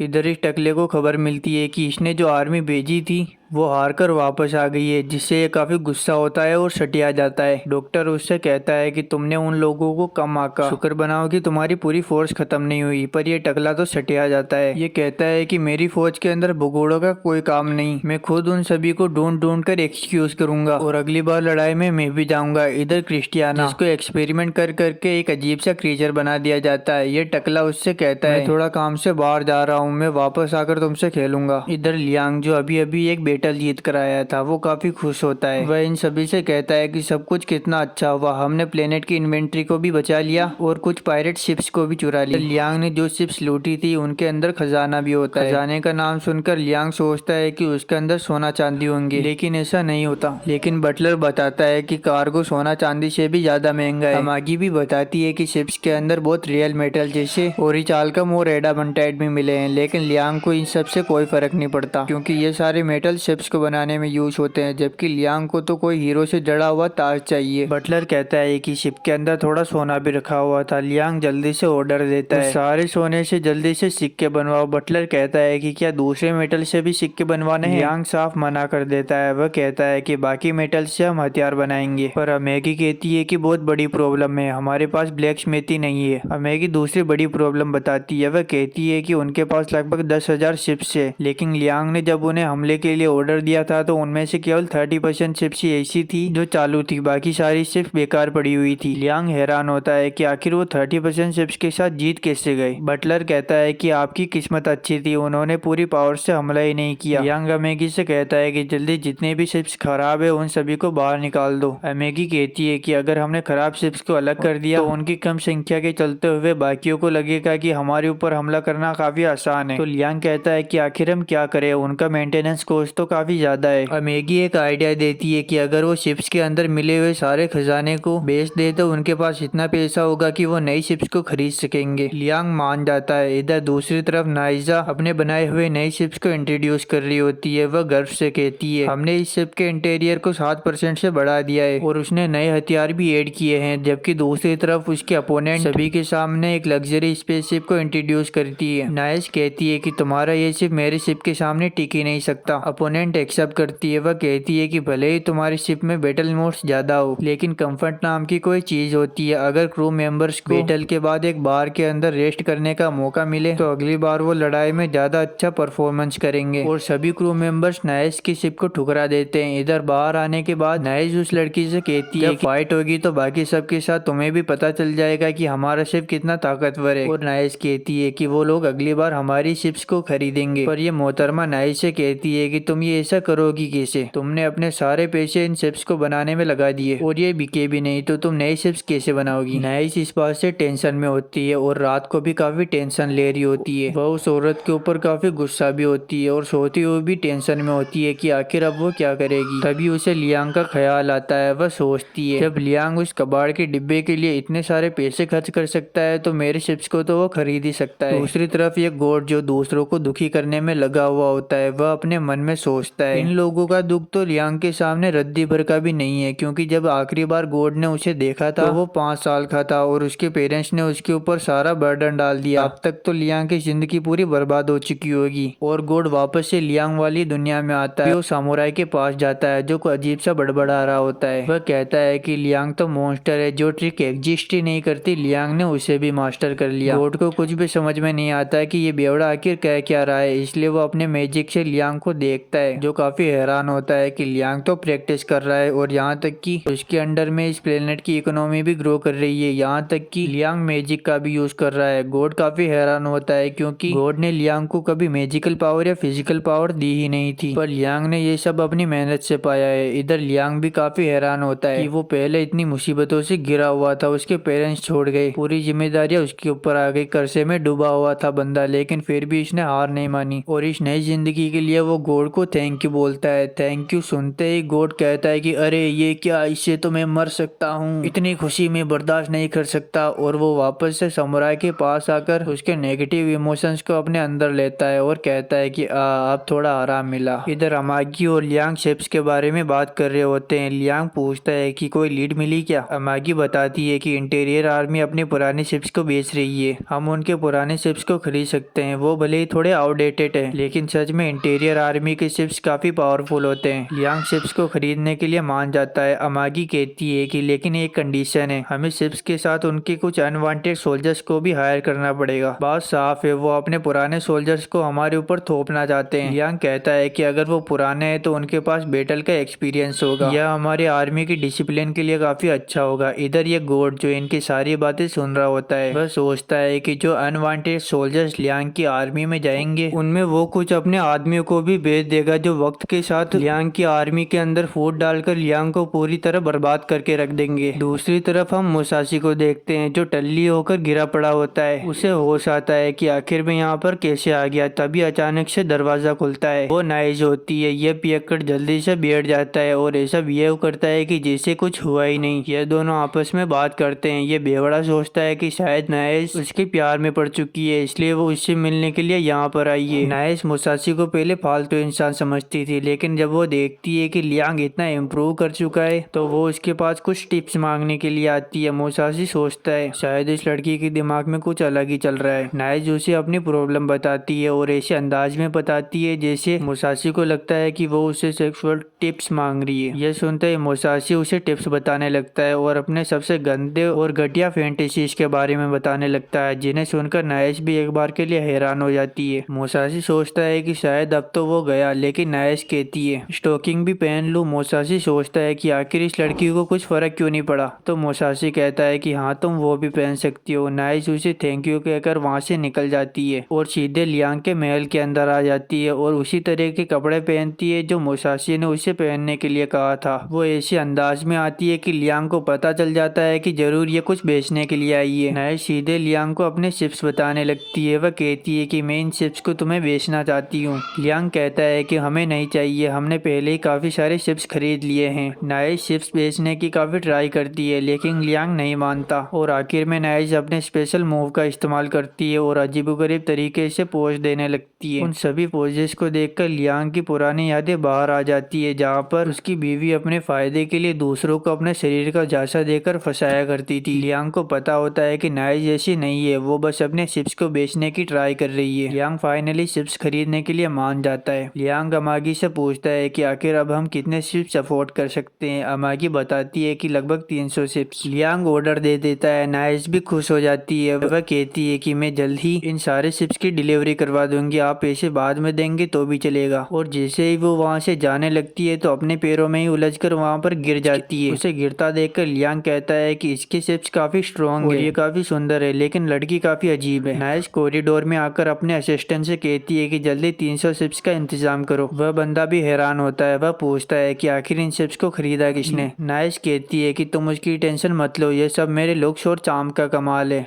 नाइस कुछ घंटों बाद सभी शिप्स डिलीवर कर देती है। डिलीवर होने के बाद अमेगी और लियांग उनकी जांच करते हैं। जांच करने के बाद लियांग कहता है, मुझे अब पता चला कि नाइस के शिप्स को कोई खरीद क्यों नहीं रहा था, इनमें बिल्कुल भी लग्जरी नहीं है। नाइस कहती है कि भला कॉम्बैट में लग्जरी का क्या काम है। लियांग कहता है कि लेकिन फिर भी लोगों को लग्जरी पसंद आता है। अब नाइस को बस रिपोर्ट के ऊपर लियांग के साइन चाहिए। नाइस को लियांग के कुछ पायरेट शिप्स पसंद आते हैं, इसलिए वह लियांग से कहती है कि क्या तुम मुझे कुछ पायरेट शिप्स दे सकते हो। लियांग इसके लिए मना कर देता है। वह कहता है कि मैं इन सबको अपने कॉम्बैट में यूज करूंगा। नाइस कहती है कि क्या तुम मुझे एक भी शिप नहीं दे सकते। लियांग साफ मना कर देता है। तभी अमेगी कहती है, हम तुम्हें 2 शिप्स देंगे, लेकिन बदले में तुम्हें हमें सारी पायरेट शिप्स को लियांग के कॉम्बैट शिप्स के हिसाब से बना कर देना होगा। नाइस मान जाती है क्योंकि उसके लिए ये सब बच्चों का खेल है। लियांग कहता है, पायरेट शिप्स के बारे में इतनी बात हो ही चुकी है तो चलो पायरेट शिप्स को देख भी लेते हैं अंदर से। अब ये तीनों शिप्स को अंदर देखने जाते हैं, जहाँ पर नाइस काफी एक्साइटेड होती है कि उसे पायरेट शिप्स के बारे में इतना कुछ जानने के लिए मिलेगा। इधर लियांग जैसे ही शिप के अंदर एंटर करता है तो उसे एक स्टीयरिंग व्हील दिखता है, जिसे देखकर लियांग एक्साइटेड हो जाता है। वह नाइस से कहता है कि एक स्टीयरिंग व्हील तो मेरी स्पेसशिप में भी लगा देना। नाइस कहती है कि ये आइडिया बिल्कुल बेकार है, ये नए वाले की तरह इफेक्टिव नहीं है। लेकिन लियांग जिद पकड़ लेता है कि उसे तो बस यही व्हील चाहिए। दूसरी तरफ लियांग को एक डॉग भागता हुआ दिखाई देता है, तभी वो उसके पीछे पीछे जाता है। लियांग को हड़बड़ाया हुआ देखकर अमागी उससे पूछती है कि आखिर क्या हुआ। लियांग बताता है कि मैंने अभी अभी यहाँ पर एक डॉग को भागते हुए देखा। वो दोनों डॉग के पैरों के निशान का पीछा करते हैं, जो एक दरवाजे पर आकर रुकते हैं। जैसे ही वो दोनों दरवाजे के अंदर एंटर होते हैं तो उन्हें पता चलता है कि ये पायरेट्स का कंट्रोल रूम है। अमागी सिस्टम ऑन करती है और वो लियांग से कहती है कि ये शिप अपने सभी टूर का रिकॉर्ड रखती है। मैप देखकर पता लगता है कि पायरेट्स ने आंड्रेन एम्पायर के सभी प्लेनेट्स को लूट लिया है, जो एक्सपेक्टेड था। अमेगी एक चीज नोटिस करती है कि जब भी पायरेट्स लूट करते थे तो वहाँ से एक वर्म होल के जरिए वो एम्पायर वापस जाते थे, और थोड़ा आगे जाने के बाद बॉर्डर के पास से एक छोटी सी जंप लेते। ये बॉर्डर पायरेट्स और बाकी नेशन के बीच हमेशा से ही एक बैटल फील्ड रहा है, इसलिए वहाँ पर क्या चल रहा है किसी का भी जानना काफी मुश्किल है, और ये पायरेट्स के छुपने के लिए काफी अच्छी जगह है। लियांग कहता है कि उनके शॉर्ट फार्म का कोऑर्डिनेट क्या है। अमेगी कहती है कि वो हर बार एक नया कोऑर्डिनेट यूज करते हैं। वो सभी कोऑर्डिनेट्स को एनालिसिस करती है और जो कोड निकल कर आता है वो एक छोटे से प्लेनेट की ओर इशारा करता है, जो अंतरिक्ष में इधर उधर घूम रहा होता है। अगर पहले से ही उसकी लोकेशन का पता ना हो तो वहाँ पर पहुँचना काफी मुश्किल है। अब लियांग ने काफी सारी पायरेट्स मूवी देखी हुई थी, तो वह कहता है यह जरूर पायरेट्स के खजाने छुपाने का अड्डा होगा, हमें इसे एक्सप्लोर करना चाहिए। दूसरी तरफ इस टकले के हारे हुए सिपाही उसके पास जाते हैं।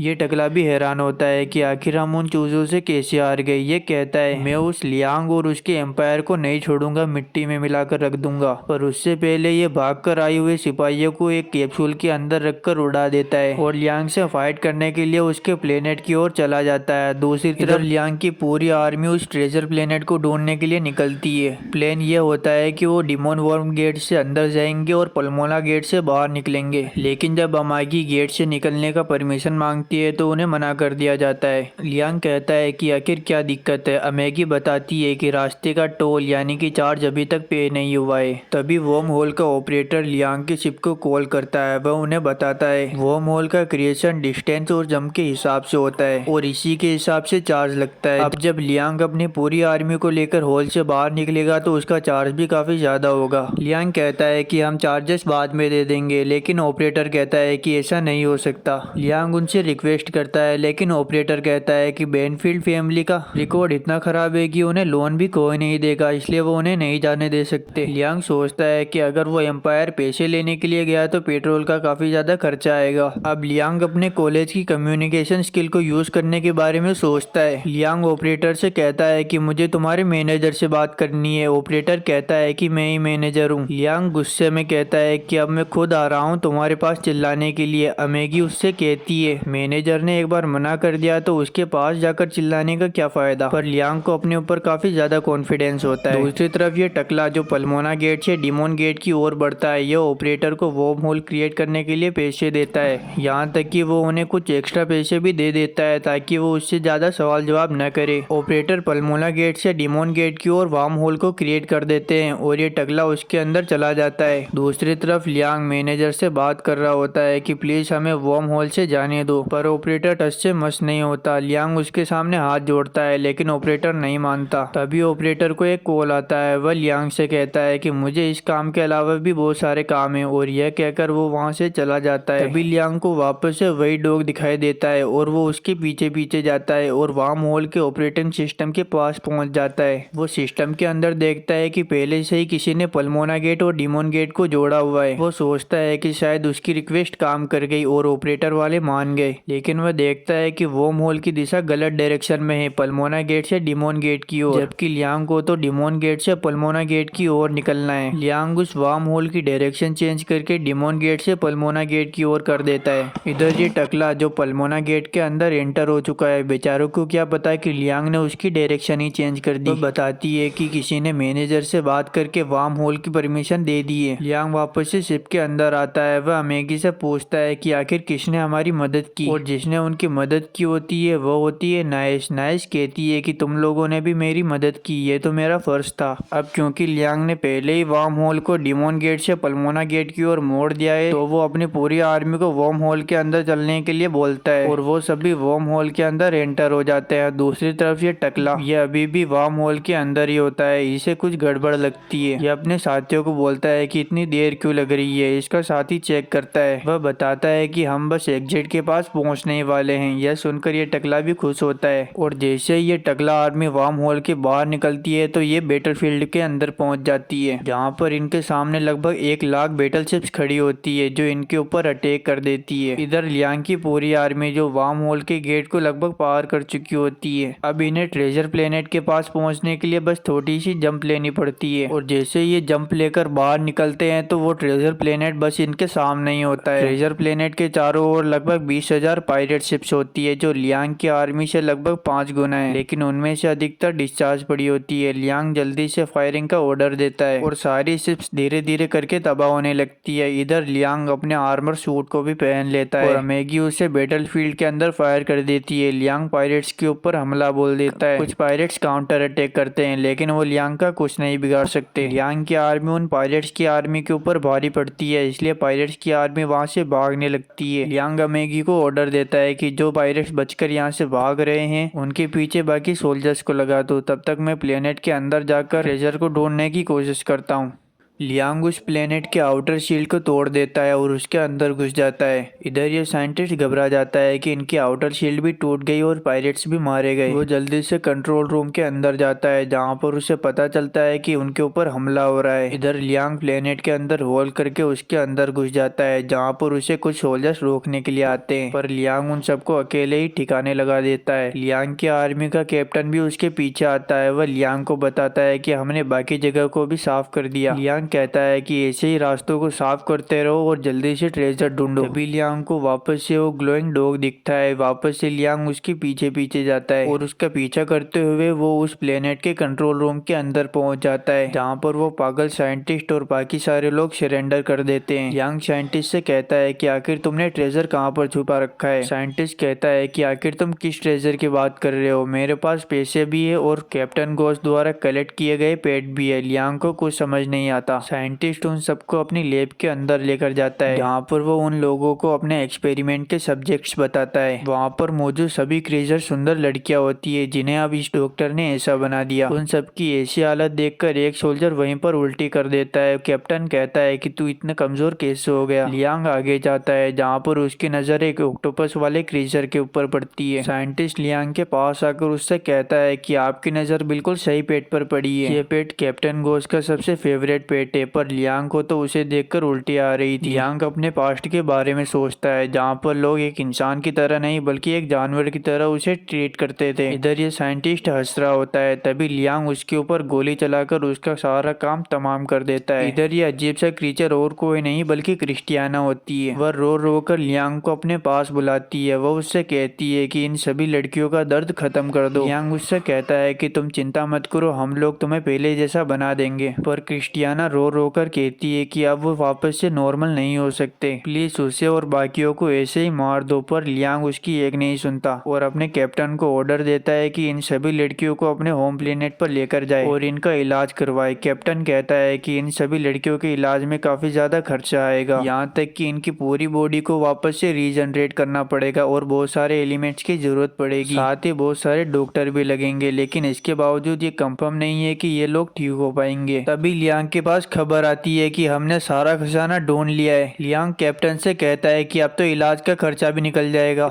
इधर क्रिस्टियाना जो अब अगली बन चुकी है वो फूट फूट कर रो रही होती है। अब हमें क्रिस्टियाना का पास्ट दिखाया जाता है जहाँ पर क्रिस्टियाना होली एम्पायर की प्रिंसेस नाइट है। ये लोग पायरेट्स का शिकार किया करते थे। ये इतने ताकतवर थे कि पायरेट्स इनके सामने टिक ही नहीं पाते थे। यहाँ तक कि क्रिस्टियाना ने भी कई पायरेट्स को मौत के घाट उतारा था और वो कैप्टन घोष यानी कि वो टकला लड़ाई के दौरान क्रिस्टियाना से डरकर भाग गया था, लेकिन उसने धोखे से क्रिस्टियाना और उसके साथियों को बंदी बना लिया। उसी के सामने उसके प्लेनेट को तबाह कर दिया। यहाँ तक कि जब क्रिस्टियाना को बंदी बनाया हुआ था और क्रीचर बनाने की बात कर रहा था तो वो क्रिस्टियाना से कहता है तुम इन सभी में से एक लड़की को चूज करो जिसे मैं सबसे आखिर में पेट बनाऊंगा। क्रिस्टियाना एक लड़की को चूज करती है जो काफी डरी हुई थी, लेकिन ये टकला उसी लड़की को सबसे पहले एक्सपेरिमेंट के लिए चुन लेता है। क्रिस्टियाना चिल्ला रही होती है कि इसके साथ ऐसा मत करो, लेकिन कोई भी नहीं सुनता और देखते ही देखते उसके एक साथी को उसके सामने ही अजीबोगरीब क्रीचर बना दिया जाता है। टकला क्रिस्टियाना से कहता है कि इसके बाद अब तुम्हारी बारी है। क्रिस्टियाना लिटरली भीख मांग रही होती है कि प्लीज मुझे कुछ मत करो, मुझे जाने दो, तुम जो कहोगे मैं वो करने के लिए तैयार हूँ। लेकिन ये दोनों नहीं मानते और ये टकला साइंटिस्ट से कहता है कि इसकी आंखें इसके हाथों में लगाना ताकि ये अपनी बदसूरती को देख सके। क्रिस्टियाना कहती है कि आखिर तुम मुझे बदसूरत क्यों बनाना चाहते हो। टकला कहता है कि मैं खुद भी बदसूरत हूँ, इसलिए मैं चाहता हूँ कि दुनिया की सारी खूबसूरत लड़कियां बदसूरत हो जाए। और वो डॉक्टर क्रिस्टियाना को एक अजीबोगरीब क्रीचर के अंदर बदल देता है। अब हम प्रेजेंट में देखते हैं जहाँ पर लियांग एक बड़ी बैटल जीत कर आया हुआ होता है। तभी वहाँ पर नाइस उछलते हुए आ जाती है। लियांग सोचता है कि ये जरूर कुछ बेचने के लिए आई है। नाइस उससे कहती है कि तुमने इतना सारा ट्रेजर लूटा, उससे तुम कुछ शिप्स तो खरीद ही सकते हो। लियांग साफ मना कर देता है। वह कहता है कि मुझे उनकी जरूरत नहीं।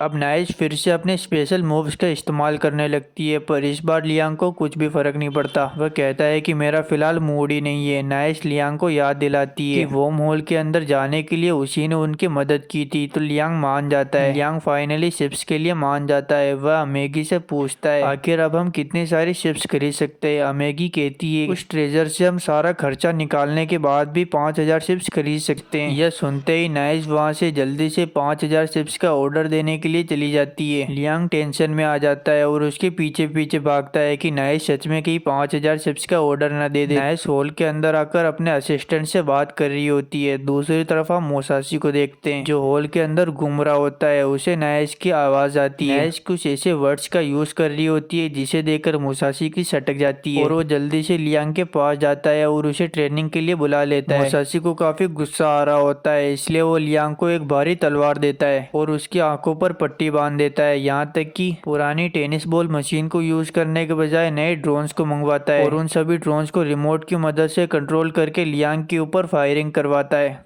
लियांग को काफी दिक्कत हो रही होती है और काफी चोट भी सहनी पड़ रही होती है। लियांग कहता है कि आखिर वो एक तलवार से इतनी सारी बॉल्स को हिट कैसे करेगा। मोसासी कहता है कि तुम बहाने बना रहे हो, तुम दिल से कोशिश करोगे तो सब कुछ मुमकिन है। इधर लियांग जो काफी मुसीबत में होता है वह सोचता है हो सकता है कि मैं फिजिकली इन हमलों से न बच पाऊं, लेकिन जैसे मैंने वन ऑफ द फ्लैश को मैजिक की मदद से सीखा था वैसे ही मैं इस मुसीबत से मैजिक की मदद से निकल सकता हूँ। यह कहकर वो अपने चारों ओर एक बैरियर बनाने की कोशिश करता है और थोड़ा ध्यान लगाने के बाद वो फाइनली अपने चारों ओर बैरियर को क्रिएट कर लेता है। इधर मोसासी को अपनी आंखों पर विश्वास नहीं हो रहा था कि लियांग ये सब कर सकता है। अब लियांग वापस से सभी बॉल को काउंटर करता है जिससे सारे ड्रोन्स टूट जाते हैं। वह अपनी आंखों की पट्टी हटाता है और मोसासी से पूछता है कि आखिर उसने कैसा किया। पर इधर मोसासी का तो भूत बन चुका था, उसे समझ नहीं आ रहा था कि आखिर वो क्या करे, इसलिए वह चुपचाप वहाँ से जाने लगता है। लियांग कहता है कि आप कहाँ जा रहे हैं, अब तुम सब कुछ सीख चुके हो हो, अब मुझे जाना है। लियांग उसे रोकता है, कहता है कि मुझे अभी और सीखना है। मोसाशी चिल्लाकर कहता है कि मैं भी एक स्टूडेंट हूँ, मुझे भी अभी बहुत कुछ सीखना है। चिंता मत करो, तुम ऑफिशियली ग्रेजुएट हो चुके हो और स्वॉर्ड ऑफ द फ्लैश का मास्टर बन चुके हो। तुम इस टेक्निक को पूरे ब्रह्मांड में फैलाना। लियांग इसके लिए मान जाता है और खुद के ऊपर गर्व करता है। असलियत में मोसाशी की फटी हुई थी कि अगर लियांग को पता चल गया कि वो नकली समुराई है तो लियांग उसे पल भर में ही मार सकता है, इसलिए वो डरकर वहां से भाग जाता है। लियांग वापस से उस गॉड को थैंक यू बोलता है और थैंक यू सुनकर वो गॉड जल्दी से दूसरे ब्रह्मांड में भाग जाता है। कुछ दिनों बाद लियांग सोचता है कि मुझे इवल लॉर्ड बनने के लिए पैसा, पावर और बहुत सारी लड़कियां चाहिए। पावर तो उसने मोसाशी की मदद से हासिल कर लिया, अब बस उसे पैसा और लड़कियां चाहिए। तभी अमागी लियांग को बताती है कि आपसे एक व्यापारी थॉमस मिलने आया है। लियांग उसे अंदर बुलाता है। थॉमस लियांग के लिए बहुत सारे सोने की ईंटें लाया हुआ होता है, जिसे देखकर लियांग काफी खुश होता है। थॉमस लियांग की बहुत तारीफ करता है। इधर लियांग को समझ में आ जाता है कि जरूर इसे कुछ काम है। लियांग पूछता है कि आखिर तुम्हें क्या काम है। थॉमस बताता है कि उसे एम्पायर जाने के लिए लियांग की कुछ शिप्स की मदद की जरूरत है, क्योंकि एम्पायर के रास्ते में पायरेट्स होंगे जो उनके ऊपर हमला कर सकते हैं। लियांग कहता है कि आखिर कितनी शिप चाहिए। थॉमस कहता है कि लगभग 100 शिप। लियांग शिप देने के लिए मान जाता है। इधर थॉमस जो लियांग के एम्पायर में घूम रहा होता है, वह लियांग के एम्पायर को देखकर काफी हैरान होता है। वह कहता है कि लियांग की निगरानी में उसका एम्पायर कितना ग्रो कर रहा है, यहाँ तक कि वो थॉमस से कोई और भी महंगी चीज मंगवा सकता था, लेकिन उसने बस सोना मंगवाया जो इस दुनिया में बिल्कुल वैल्यूएबल नहीं है। शायद लियांग को लालच ही नहीं है। दूसरी तरफ हम लियांग को देखते हैं जो सोने की ईंटों से चिपका हुआ होता है। वह अमेगी से कहता है, तुम इस सभी सोने से मेरे लिए सोने का बाथरूम मंगवाना, उसके अंदर बहुत सारी लड़कियां होगी। अब लियांग के पास सोना और पावर भी आ चुकी थी, बस उसके पास लड़कियों की कमी थी। अब लियांग अपने अजीबोगरीब शौक पूरे करने में लग जाता है। हॉल के बीचों बीच वो एक पूल भी बनवाता है जिसके अंदर वो वाइन भरेगा। यह सब उसने एक मांगा में देखा था। और वह अमागी और बटलर को यह भी ऑर्डर देता है कि वो अपने महल के अंदर मांस के टुकड़ों को लगाए ताकि वो एक इवल लॉर्ड की तरह दिख सके। अमागी लियांग को कहती है कि आप जो बोल रहे हैं वो पॉसिबल नहीं है। अगर आपने पूल के अंदर वाइन को भरा तो पूरे महल के अंदर वाइन की बदबू फैल जाएगी। लियांग कहता है कि हम उसमें अल्कोहल की मात्रा कम रख देंगे। अमेगी बताती है कि अगर आप उस वाइन के पूल में नहाएंगे तो उसकी चिपचिपाहट पूरे शरीर के ऊपर फैल जाएगी, जो बिल्कुल भी अच्छा नहीं होगा, यहाँ तक कि वो वाइन पीने लायक भी नहीं बचेगा। लियांग कहता है कि हम एक काम करते हैं, वाइन को फिल्टर करके इस्तेमाल करेंगे। अमेगी कहती है कि अगर आप फिल्टर का इस्तेमाल करेंगे तो वाइन पूरी तरह से पानी बन जाएगा, वो वाइन ही नहीं बचेगा। यहाँ तक कि आप जो मांस के टुकड़ों को लटकाने की बात कर रहे हैं, यह सब एकदम बेकार आइडिया है। लियांग भी इस सब के बारे में सोचता है और ये सब करने के लिए मना कर देता है। लियांग इन दोनों से कहता है कि महल के अंदर रखने के लिए लड़कियों का इंतजाम हुआ या फिर नहीं। बटलर कहता है कि आपको कितनी लड़कियां चाहिए। लियांग कहता है कि मुझे कम से कम 100 लड़कियां चाहिए। लियांग अपने मन में सोचता है कि 100 नंबर इतना ज्यादा है कि शायद ये लोग मेरी डिमांड को पूरा ही नहीं कर पाएंगे। लियांग अमागी से पूछता है कि आखिर मेरे हार्म के फर्स्ट डे में कितनी लड़कियों को बुलाया जाएगा। अमागी बताती है कि आपके हार्म के फर्स्ट डे में लगभग 1000 लड़कियों को बुलाया जाएगा। लियांग ये सुनकर हैरान होता है। इधर बटलर भी कहता है, आप इस एम्पायर के लॉर्ड हो, आपको अपने जीवन साथी चूज करने के लिए कम से कम 1000 ऑप्शन तो होने ही चाहिए। यहाँ तक कि आप लॉर्ड हो, इसलिए आपको कोई भी लड़की मना नहीं करेगी। लियांग कहता है कि मुझे वो लड़कियां नहीं चाहिए जो मुझे पसंद करे, मैं एक ईवल लॉर्ड हूँ, इसलिए मुझे वो लड़कियां चाहिए जो मुझे बिल्कुल भी पसंद न करें। अमेगी कहती है कि आप लॉर्ड हो, इसलिए आपको कोई भी लड़की नापसंद नहीं करेगी। लियांग डिसाइड करता है कि वो खुद पूरे एम्पायर में घूमकर ऐसी लड़कियों को ढूंढेगा जो उसे पसंद नहीं करती है। लियांग अपने ही एम्पायर में घूमने लगता है और लड़कियों को ढूंढने लगता है। उसे एक लड़की मिलती है, वो उससे बात करने की कोशिश करता है। तभी वो लड़की भी उसमें इंटरेस्ट दिखाती है क्योंकि लियांग हैंडसम लग रहा होता है। वह लड़की लियांग के पास आकर नाक से गुब्बारा फुलाने लगती है। लियांग को काफी अजीब लगता है। वह अपने आसपास देखता है जहाँ पर सभी लड़कियां यही कर रही होती है। वह उस लड़की से पूछता है कि आखिर ये है क्या। वह लड़की बताती है कि यह आजकल का नया फैशन है जो काफी क्यूट है। लियांग का दिमाग घूम जाता है और वो वापस अपने महल में आ जाता है, लेकिन वो अपने लिए भी एक गुब्बारा खरीद लेता है। लियांग अमागी से पूछता है कि आखिर तुम्हें ये गुब्बारा कैसा लगता है। अमागी कहती है, ये गुब्बारा आजकल का नया फैशन है और ये काफी क्यूट है। लियांग तुरंत उसे निकाल कर पैरों से कुचल देता है। वह कहता है कि ये आखिर कैसा फैशन है, आखिर ऐसे फैशन को बनाया किसने। अब मैगी बताती है कि यहाँ के लोग यहाँ का फैशन खुद ही बनाते हैं। लियांग ऑर्डर देता है कि इस गुब्बारे को एम्पायर में पूरी तरीके से बैन कर दो। लियांग कहता है कि अब से मैं इस एम्पायर के फैशन को डिजाइन करूंगा, जल्दी से एक सबसे फेमस मॉडल को बुलाऊंगा। मैगी कहती है कि यह हमारे लिए अच्छा नहीं होगा, उसका किराया हमारे पूरे साल के बजट के बराबर है। लियांग मना कर देता है उसे बुलाने के लिए। लियांग सोचता है कि अब हम क्या करें। मैगी कहती है कि हम महल में काम करने वालों को भी यूज कर सकते हैं, क्योंकि महल के अंदर काम करने के लिए भी लड़कियों का सुंदर होना जरूरी है। लियांग मान जाता है। इधर हम क्रिस्टियाना को देखते हैं, जिसको अपना पूरा शरीर वापस से मिल चुका है। उसे अपनी आंखों पर विश्वास नहीं हो रहा था। वह अपने पास में खड़ी लड़की से पूछती है कि आखिर उसे किसने बचाया। वह बताती है कि आपको इस एम्पायर के किंग लियांग ने बचाया है। उन्होंने सभी लड़कियों को वापस से पहले जैसा करने का ऑर्डर दिया है, यहाँ तक कि इसमें बहुत ज्यादा खर्चा आया और बहुत सारे डॉक्टरों की जरूरत पड़ी। क्रिस्टियाना कहती है कि आखिर कोई हमारे लिए इतना कुछ कैसे करेगा। वह डॉक्टर कहती है कि लियांग को जो अच्छा लगता है वो वही करते हैं, लेकिन आपको उनका एहसान चुकाना पड़ेगा। क्रिस्टियाना कहती है कि जिस किंग ने मुझे अपना शरीर वापस से दिलाया, मैं उसके लिए कुछ भी करूंगी, और पूरी तरह लियांग के ऊपर समर्पित हो जाती है।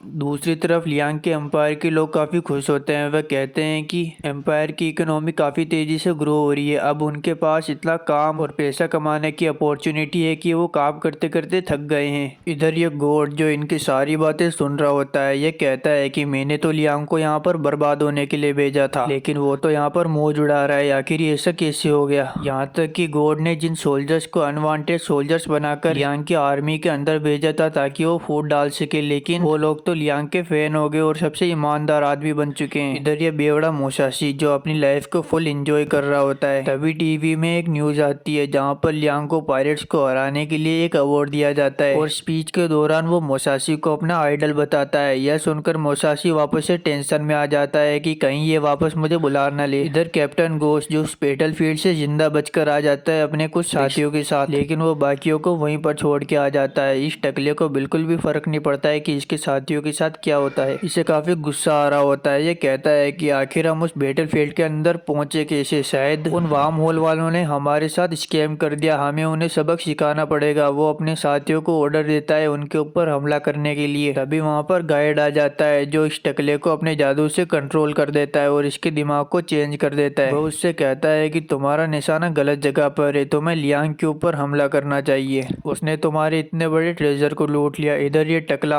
अपने ऑर्डर को चेंज करते हुए अपने साथियों से कहता है जल्दी पूरी आर्मी को तैयार करके बेनफील्ड टेरिटरी के ऊपर हमला करो। गॉड के काम होते ही वो वहाँ से चला जाता है। इधर लियांग जो ब्रेकफास्ट कर रहा होता है, सभी एआई मेट्स उसकी खातिरदारी में लगी हुई होती है, लेकिन लियांग के मन में तो अभी भी इवल लॉर्ड बनने का भूत सवार होता है। वह सोचता है कि इवल लॉर्ड तो इतना सारा मीट खाता है, मुझे भी मीट खाना चाहिए, लेकिन वो अपनी अजीबोगरीब हरकतें करने के बावजूद भी सेटिस्फाइड नहीं होता। इधर मैगी लियांग को देखकर सोचती है कि शायद वो सुंदर लड़कियों से अपनी खातिरदारी करवाना चाहता है, इसलिए वो लियांग से कहती है कि मैं हार्म की लिस्ट से कुछ लड़कियों को बुलवा लूं। लियांग अमेगी से कहता है कि लड़कियों को बुलवाने से तुम्हें कुछ फर्क पड़ेगा या फिर नहीं। अमेगी कहती है कि उसे भला क्या फर्क पड़ेगा, लेकिन लियांग कहता है कि मुझे लड़कियों की जरूरत नहीं, मेरे पास अमेगी है। अमेगी कहती है कि आप जो कह रहे हो वो मैं समझती हूँ, लेकिन मैं सिर्फ एक रोबोट हूँ, आपको वंश आगे बढ़ाने के लिए किसी न किसी लड़की को तो चुनना पड़ेगा। इधर लियांग अमेगी की बातों से सेटिस्फाइड नहीं होता क्योंकि वो अमेगी से कुछ और ही एक्सपेक्ट कर रहा होता है। लियांग लड़कियों के लिए मना कर देता है। अब थोड़ी देर बाद अमेगी लियांग को पूरे साल की इकोनॉमिक रिपोर्ट बताती है। वह कहती है कि हमने जो पायरेट से खजाना लूटा था उससे हमने लोन का बड़ा हिस्सा चुका दिया है, हमारी इकोनॉमी भी काफी तेजी से बूस्ट कर रही है और कुछ को इन्वेस्ट भी कर दिया है। वह लियांग से पूछती है कि क्या आप खुश हैं। लियांग कहता है कि हाँ मैं खुश हूँ क्योंकि सब कुछ उसी के मुताबिक चल रहा है। यह दोनों आपस में बात कर ही रहे होते हैं, तभी वहाँ पर बटलर आ जाता है। वह लियांग से कहता है कि पायरेट्स ने युद्ध की खुली चुनौती दी है, वो सभी सोलर सिस्टम के किनारे पर इकट्ठा हो रहे हैं। लियांग कहता है पायरेट्स तो डरपोक है, वो भला खुली चुनौती कैसे दे सकते हैं। अमेगी कहती है कि जरूर वो पायरेट्स रिवेंज लेना चाहते हैं और वो आगे से हमें तैयारी का मौका दे रहे हैं, इसका मतलब उन्हें अपने आप पर काफी भरोसा है। लियांग ये सुनकर थोड़ा सा टेंशन में होता है। बटलर जल्दी से अर्जेंट मीटिंग बुलाता है। मीटिंग के दौरान बटलर पायरेट्स के बारे में बताता है कि उनका लीडर है कैप्टन गोस्ट, ये इतना खतरनाक है कि एम्पायर ने इसके सिर पर एक भारी लोट रखा हुआ है। यह वही है जिसका ट्रेजर हम लोगों ने लूटा था। लियांग उसके बारे में और पूछता है। बटलर बताता है कि उसने एक शर्त भी रखी है। हम लोगों ने जो ट्रेजर उससे लूटा था हमें सूद समेत उसे वापस लौटाना पड़ेगा और उसने कुछ सुंदर लड़कियों की भी मांग की है। जनरल कहता है कि हमें पायरेट से एक बार बात कर लेनी चाहिए क्योंकि हम उनसे जीत तो नहीं सकते। दूसरा जनरल बोलता है कि अगर हमने उनके मांग को पूरा कर दिया फिर भी ये कोई गारंटी नहीं है कि वो हम लोगों को सही सलामत छोड़ देंगे। लियांग टेंशन में आता है। वह अमागी से पूछता है कि आखिर हमारे जीतने के कितने चांसेस है। अमागी बताती है कि उनके पास लगभग 30,000 पायलट शिप्स है और हमारे पास केवल 5,000 है और देखा जाए तो हमारे जीतने के चांसेस सिर्फ 1.4% है। यह सुनकर लियांग और भी टेंशन में आ जाता है। इधर बटलर सोचता है अगर हमारा पुराना हथियार हमारी आर्मी में शामिल होता तो कितना अच्छा होता और वो उस हथियार के बारे में लियांग को बताने ही वाला होता है। तभी अचानक से उसके आसपास की सारी चीजें थम जाती है यानी कि समय रुक जाता है। वहाँ पर गॉड आता है। लियांग गॉड से पूछता है कि आखिर आप यहाँ पर क्यों आए हैं। गॉड बताता है उसे ने कैप्टन गोस को उनके ऊपर हमले के लिए भेजा है लेकिन वो इस तरीके से बताता है कि वो लियांग की मदद करना चाहता है। वह लियांग से कहता है कि अगर तुमने उन लोगों को हरा दिया तो उनका सारा खजाना तुम्हारा हो जाएगा। तुमने जो पहले खजाना लूटा था वो तो बहुत कम था, असली खजाना तो इनके पास है जिससे तुम्हारा पूरा लोन चुक जाएगा और तुम्हारी सारी मुश्किलें हल हो जाएगी। लियांग फाइट के लिए तैयार हो जाता है। गॉड वापस से चला जाता है और टाइम वापस से शुरू हो जाता है। लियांग आदेश देता है कि हमारी आर्मी को जल्दी से तैयार करो, हम उन पायरेट से मुकाबला करेंगे। यहाँ पर सब शौक होते हैं क्योंकि उनके जीतने के चांसेस ही नहीं बनते।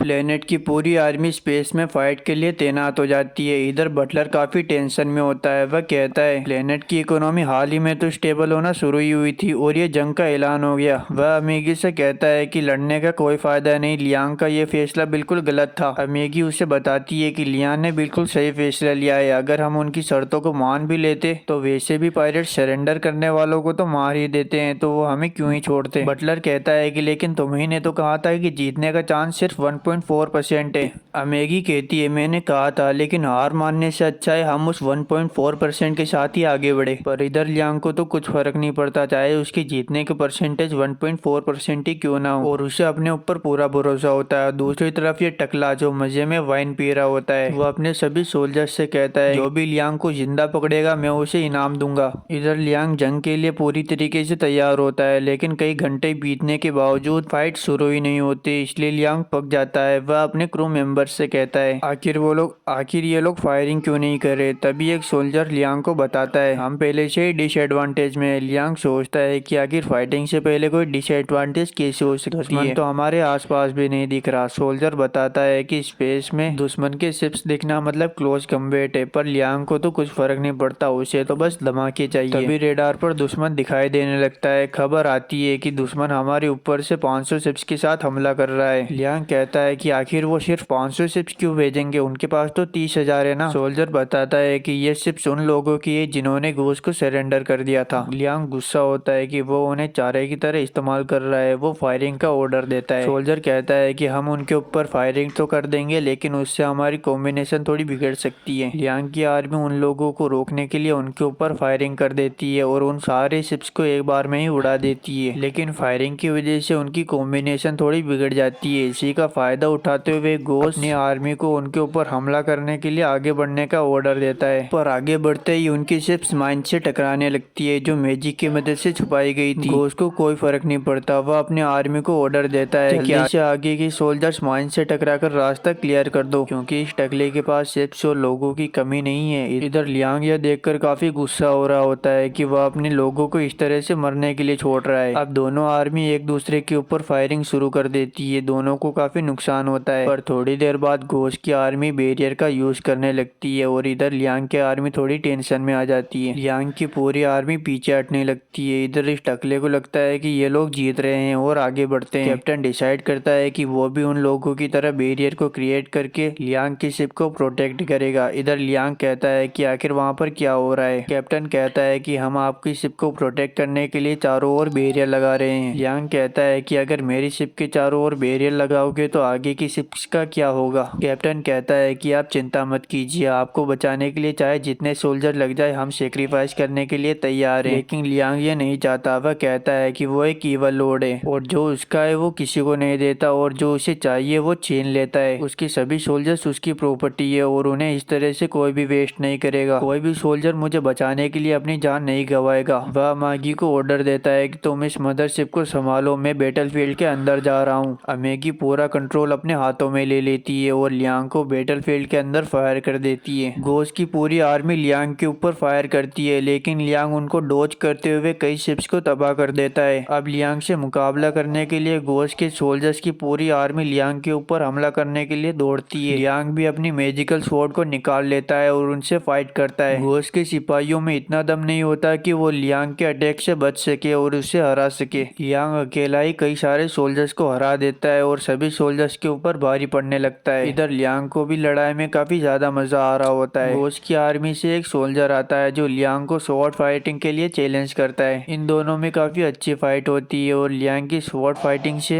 ये सोल्जर काफी इम्प्रेस होता है। वह लियांग से पूछता है कि आखिर तुमने स्वॉर्ड फाइटिंग किस स्कूल से सीखी। लियांग बताता है कि उसने sword fighting sword of the flesh school से सीखी। सोल्जर कहता है कि स्वॉर्ड मास्टर होने के बावजूद उसने इस स्कूल का कभी नाम ही नहीं सुना। लियांग उससे कहता है कि मैं तुम्हें एक ट्रिक बताना चाहता हूँ और वो अपने स्वॉर्ड ऑफ द फ्लेश का इस्तेमाल करता है और उस सोल्जर को एक बार में ही खत्म कर देता है। लियांग पहले तो खुश होता है, बाद में वो सोचता है कि अगर वो सोल्जर्स को एक बार में ही इस तरह से खत्म कर देगा तो वो फ्लेक्स किसके सामने करेगा। तभी सोल्जर्स उसे चारों ओर से घेर लेते हैं, इसलिए वह बार बार अपने स्वॉर्ड ऑफ द फ्लेश का इस्तेमाल करता है और सारे सोल्जर्स को खत्म कर देता है। बार बार स्वॉर्ड ऑफ द फ्लेश के इस्तेमाल से लियांग के आर्मर का राइट हैंड डैमेज होने लगता है। लियांग तो कई बार स्वॉर्ड ऑफ द फ्लेश का इस्तेमाल कर सकता है लेकिन उसका आर्मर ये सब नहीं झेल सकता, इसलिए वह उन सोल्जर से नॉर्मल कम्बैट फाइट करने लगता है। नॉर्मल फाइट में भी वो सोल्जर्स लियांग के सामने टिक ही नहीं पाते, लेकिन संख्या में ज्यादा होने के कारण वो सोल्जर लियांग के ऊपर भारी पड़ने लगते हैं। तभी वहाँ पर एंट्री होती है होली किंगडम की प्रिंसेस नाइट क्रिस्टियाना की, जो अपनी पूरी नाइट आर्मी के साथ आई हुई होती है और वो गोस की आर्मी के ऊपर हमला कर देती है। क्रिस्टियाना सोल्जर्स को ऐसे काट रही होती है जैसे कि वो कोई खिलौना हो और इसमें क्रिस्टियाना को काफी मजा आ रहा होता है। शिप्स को तबाह करते हुए लिटरली क्रिस्टियाना को हेवन मोड का एहसास हो रहा होता है। पहले तो वो थोड़ी शांत होती है लेकिन थोड़ी देर बाद वो अपने फुल फॉर्म में आ जाती है। इधर लियांग को यह देखकर अच्छा नहीं लगता कि ईवल लॉर्ड होने के बावजूद कोई उससे ज्यादा किल कर रहा है। वो जल्दी से एक मैजिकल हैंड को समन करता है और अपने आर्म के ऊपर अप्लाई कर देता है। साथ ही वो एक बड़ी सी तलवार को भी क्रिएट कर देता है और इतने बड़े हाथ और तलवार की मदद से वो बस एक बार स्वॉर्ड ऑफ द फ्लेश का इस्तेमाल करता है और लिटरली उसके एक बार से गोस की पूरी आर्मी के चीथड़े उड़ जाते हैं। यहाँ तक कि उसका इम्पैक्ट इतना तगड़ा होता है कि गोस की मदरशिप के पास भी पहुंच जाता है, लेकिन इतने खतरनाक वार की वजह से उसका आर्म पूरी तरीके से डिस्ट्रॉय हो जाता है और वो वापस नॉर्मल तलवार से फाइट करने लगता है। अब दुश्मन को इतना बड़ा डैमेज देने के बाद लियांग थोड़ा खुश होता है।